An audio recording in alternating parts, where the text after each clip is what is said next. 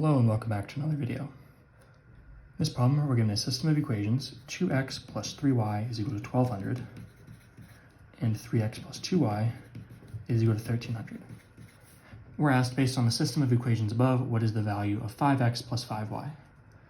So there's two ways to go about solving this problem. One is to solve the system of equations, get your value of x, get your value of y. I think it's probably easiest to do this by elimination in this case. So you multiply this equation by 3, this equation by 2, you'd have 6x in the top, 6x in the bottom. So then when you subtracted the two equations, you would eliminate your x's and you'd have an equation to solve for y, and you'd go on from there. That is the traditional way to solve this sort of problem. But when you're on the test, you're going to want to do it in the fastest way possible, which is what I'm doing here, which is just add the equations straight up.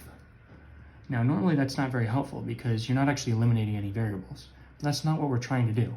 If you notice, when we add the two equations, we have 2x plus 3x is 5x, plus 3y plus 2y is 5y. And this is equal to 1200 plus 1300 is 2500. And again, this doesn't look like it's very helpful until you realize we're asked what is the value of 5x plus 5y. And we just solve for it. 2500 is going to be your final answer. Again, either way would get you the same result, and if you just didn't notice this little trick here, you'd be fine just solving this system of equations. But always look for tricks when you're doing the SAT, because time is always a factor. Either way, 2500 is your final answer. As always, thank you for liking and subscribing, and I'll see you in the next video.